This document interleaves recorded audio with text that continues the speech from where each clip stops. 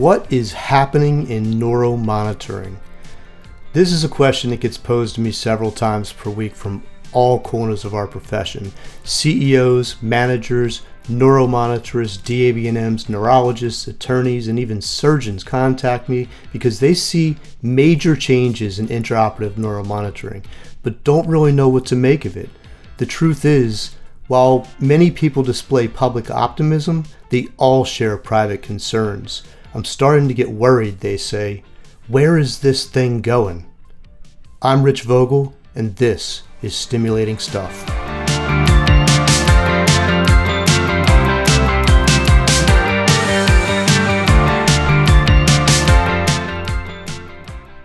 So what is happening in neuromonitoring? It seems everyone has a different perspective on the sources and types of problems we're experiencing in IONM today. And those perspectives depend largely on the individual's work function. Interestingly, a business executive's perspective may be very different from that of a clinician. But that's only because they're experiencing different parts of the same problems, which may be difficult to identify. It's reminiscent of the old parable of the blind man and the elephant. If you're not familiar with the parable, just imagine several people being blindfolded. They're placed around an elephant that they can't see and asked to touch the unknown object in front of them and try to identify it. One person touches the tusk and thinks, "Oh, I think this is a spear." Another touches the trunk and thinks, "This must be a snake."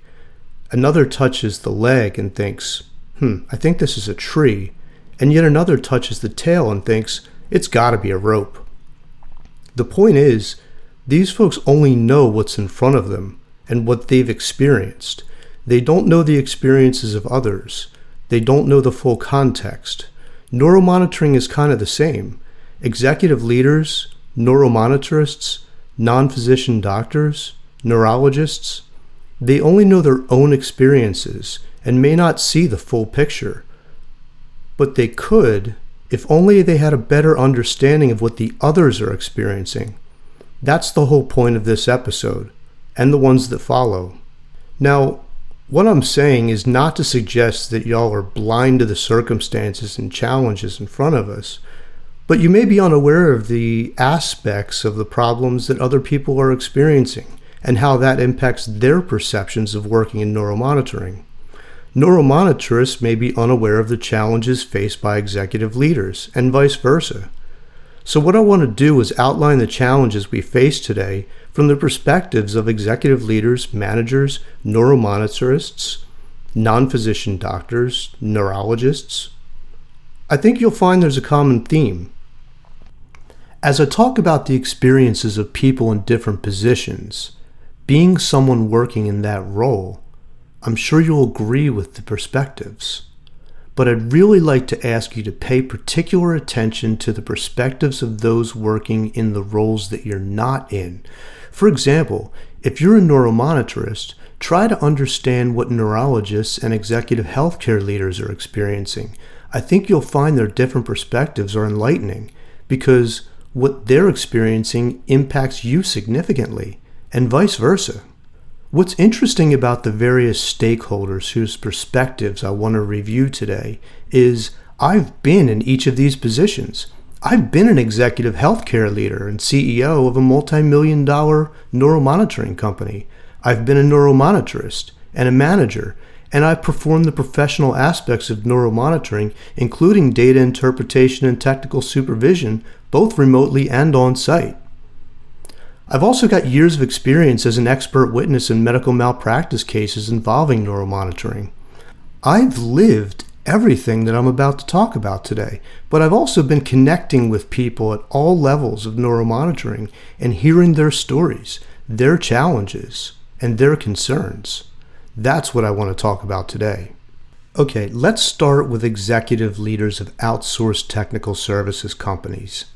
Collectively, these folks employ about 75% of all neuromonitoring technologists or neuromonitorists and are ultimately responsible for running the companies that cover the same percentage of cases across the country. The reason I'm starting here is because, well, first, they're on the front lines of the financial challenges we are seeing in neuromonitoring. And second, so many people are impacted by the decisions they need to make in order to maintain the businesses that employ the majority of technologists, neurophysiologists, and neurologists. In speaking to these folks, I hear very similar stories. They tell me they're concerned because it's more difficult to get reimbursed for services, so money is increasingly tight, and they need to run a lean business with slimmer margins. They worry because they have employees and their employees' families who rely on them to maintain a profitable business that provides stable employment. Their business development teams are landing new accounts with facilities, but only as replacements for underperforming accounts that have been cut, or profitable accounts that have been lost to the competition. The business of neuromonitoring has become a zero-sum game, meaning that the only way to get new business is to take it from a competitor. Unfortunately, new business comes at a price because hospitals only care about cost. So the winner of a contract is the organization who's willing to do the same work for the lowest cost. Professional reimbursements used to make up the margins, but that's changing because insurance companies aren't paying like they used to. The No Surprise Act has made things worse. Arbitration is expensive and the process slows down the revenue cycle, which means there's less cash on hand to manage the business. Executive leaders are struggling with the fact that employees at all levels want to work less, make more money, and have more time off. Clinicians at all levels want to work 3 days per week and not take call. Everyone is talking about burnout. When it comes to technologists, it seems they're always complaining about work hours, work conditions, and travel. Everyone wants the road to get rich easy. Now, these are the perspectives of leaders. They're not my perspectives, but I have heard that from people as well. Everybody wants to work less and make more. Let's talk about inexperienced hires. So inexperienced technical hires are graduating from neurodiagnostic programs with no experience and demanding six-figure salaries. Executive leaders want to take care of their employees, but at what cost to the existence of the business? Technical services companies are losing frontline employees in record numbers as attrition rates have increased from 5% to 20% or more, and replacements are more difficult to find because employees are seeking jobs outside of neuromonitoring. Leaders have made some difficult operational decisions like downsizing management, eliminating education and QA programs, closing underperforming markets, and consolidating smaller markets into larger regions. Some have even cut employee salaries to maintain the business, which is difficult for employees who are experiencing inflation, which is a worldwide problem right now, making it more difficult for people to make ends meet. Owners of smaller companies are realizing they missed their opportunity to sell when times were good, and corporate valuations are dropping faster than reimbursement rates. Even seasoned executives are privately wondering how long the business can sustain the current climate. Managers and directors work in both insourced, meaning academic, and outsourced, meaning private or contracted settings, but pressures are the same everywhere. While some managers lead the few remaining programs in quality and education, many are tasked with coordinating teams of neuromonitorists to cover cases. Managers tell me they're faced with tighter budgets, fewer employees, larger geographic regions to manage, at least in the outsourced setting, and many are being tasked with jobs that other people used to do, like case coverage, new hire training, and basic HR functions. Worse yet, there's increasing pressure to train inexperienced hires toward independence in a shorter amount of time. A decade ago, a new inexperienced hire might spend a year in training before working independently. Today, training may last 2 to 4 weeks. Managers are on the front lines and they're dealing with the consequences of these things when they feel complaints from surgeons and neurologists and others who have seen a marked decline in quality over the last few years. Everyone worries about the next patient injury that could have been avoided with better trained staff. Malpractice concerns amongst managers aren't as high as they should be. Front of mind for managers is feeling high levels of stress because they get pressure from above and below. Many report feeling largely unsupported by leadership.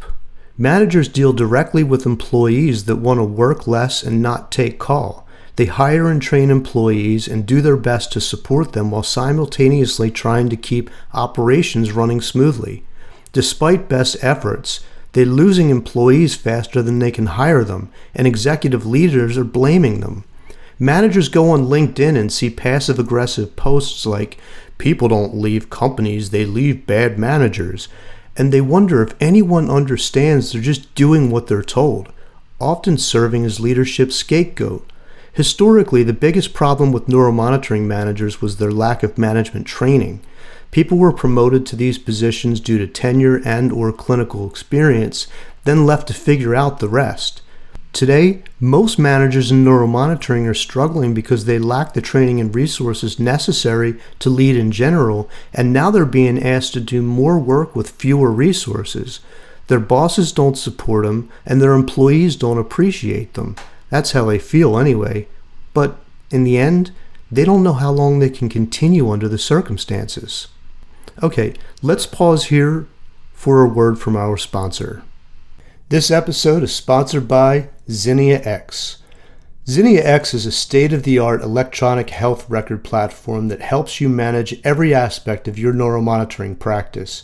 Their web, mobile, chat, and screen share applications are seamlessly integrated, allowing users to get things done from anywhere and on any device. Zinnia X uses the most cutting-edge technology to provide an efficient user experience and dramatically reduce man-hours spent performing mundane tasks. Schedule your demo by visiting them at zinniax.com. That's ZINNIAX.com. Let Zinnia X help you put the focus back on patient care and growing your business today. Moving on to neuromonitorists, they tell me they're experiencing many of the same problems that have vexed them for years. Long work days with no food or bathroom breaks, rude hospital staff, uncooperative anesthesia teams, angry and dismissive surgeons, and having to wear those stupid red caps and paper scrubs while their clothes get stolen from the locker room. Experienced neuromonitorists often report they are, and I quote, tired of being bossed around by neurologists who, in their words, again I quote, don't know what it's like in the OR and aren't the ones getting yelled at by surgeons. Again, don't get upset with me. These are their words, not mine, but the sentiment is out there and it's rather prevalent.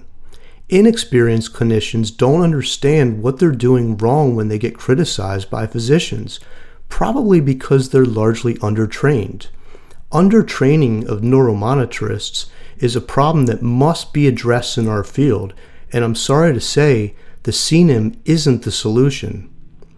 The tighter budgets, larger regions to cover, and downsized workforces are resulting in salary cuts, loss of bonus, reduced PTO, excess travel, and jumping between multiple rooms to cover back-to-back cases with aging neuromonitoring systems that are prone to dysfunction or break.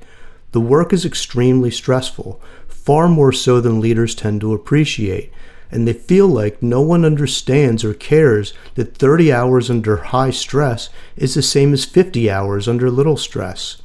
What's wrong with wanting a more consistent and predictable schedule?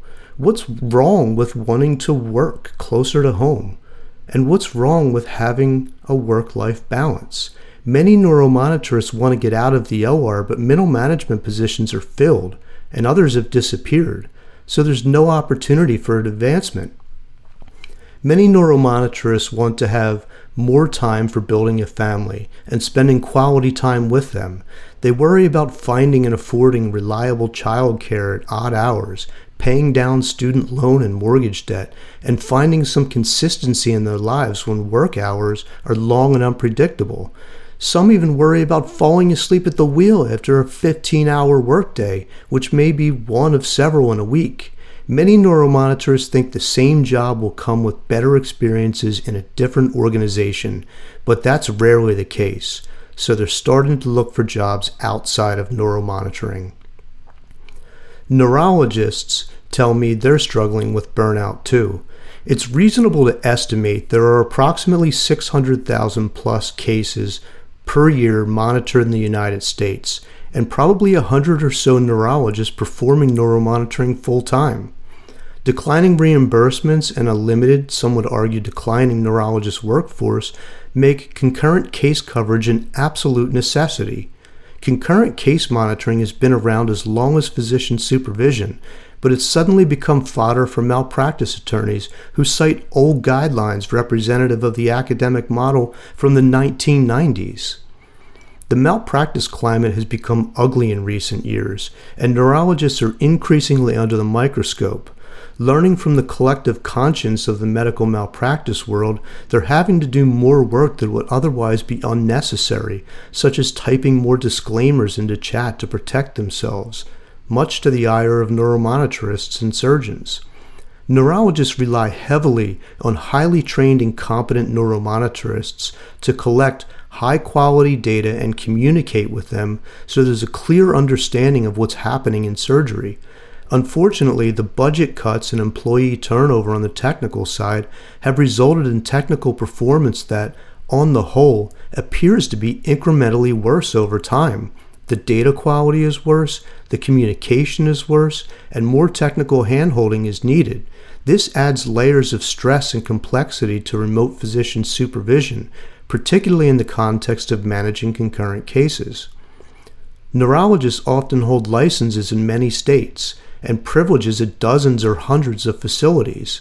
Those without administrative resources need to self-manage those licenses, privileges, and all of the CME requirements that go with each, not to mention scheduling and billing, all in addition to case coverage and associated charting. On top of all that, most neurologists who work full-time in neuromonitoring do so from a home office, often spending the entire day alone, interpreting data and jumping between chats with neuromonitorists they barely know. Working alone for hours on end is more mentally taxing than most people understand. For most neurologists working in the private sector, the money is great, but comes with high stress, most of which should be avoidable, and many wonder how long they can sustain this lifestyle. I'll carve out a separate section here for non-physician doctors, the DAB&M specifically, because their experience has its nuances. Many of these folks transitioned out of clinical practice in the years following 2009 when neuromonitoring became the practice of medicine. There was an overall feeling of displacement and marginalization. Rather than give up their professional careers and transition to working as a technologist, they worked their way into leadership positions as operators, educators, and quality directors. Over the last decade, they played key roles in managing important aspects of clinical and corporate infrastructures. They tend to earn decent salaries, but unfortunately, recent budget cuts have resulted in some of these folks losing their jobs. Sure, they could have gone back into the OR, but the $100,000 pay cut and demotion to the level of neuromonitorist was too much for some to swallow. Some, frankly, they left the field, while others are providing consulting services. What's most unfortunate about this is the brain drain. We've lost some of the most talented and experienced neurophysiologists in the world who would otherwise be providing high-quality patient care if only they were valued for the high level of expertise they bring to the table. Recently, the ACNS, AANEM, ASNM, and ASSET worked together to release a guideline statement that acknowledged that DAB&Ms, again, the non-physician doctors who hold the DAB&M, can provide professional level interpretation and oversight under general physician supervision, and this opens lots of doors for overburdened neurologists and historically underappreciated DAB&Ms. The DAB&M working as a mid-level practitioner is a practice model that is ripe for expansion, but it's unclear how this works in the context of current billing models and other regulatory hurdles. In the meantime, DAB&Ms are left with unappealing career decisions, and many wonder how long they can sustain working or trying to work in this profession. What I'm hearing from everyone working in neuromonitoring is a lot of concern about the future. I think there's general agreement that neuromonitoring isn't going away, but everyone is asking themselves how long they can keep this up. At every level, people feel stress, burnout, confusion, anxiety, fear, and even depression. So perhaps it's a good place to start to acknowledge that everyone is in the same boat. Individual experiences may differ, much like those of the blind men with the elephant in the parable, but everyone is feeling the same thing. Think about that. Everyone is feeling the stress. You are not alone. Now that we've identified the fact that there's an elephant in the room, I want to speak directly to the people working at these different levels of neuromonitoring. I've dedicated the next 3 episodes to a deeper dive into these topics by addressing issues that affect everyone working in neuromonitoring. Please join me next time when I'll be talking to and about executive healthcare leaders in the neuromonitoring space. In the meantime, please send your questions and comments to stimulatingstuffpodcast@gmail.com. I'd love to hear from you. I'm Rich Vogel, and this is Stimulating Stuff.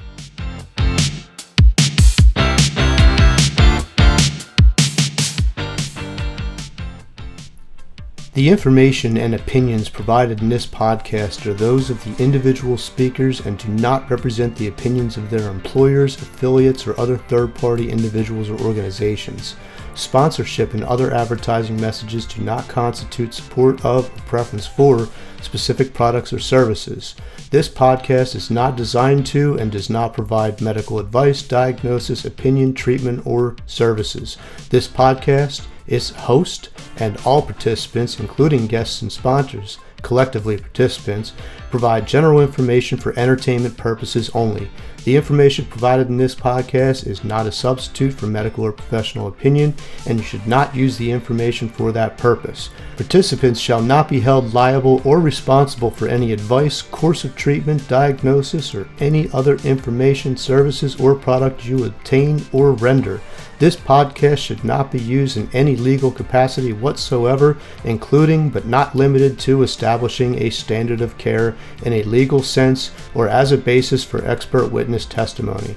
No guarantee is given regarding the accuracy of any statements or opinions made on the podcast. Thank you for listening.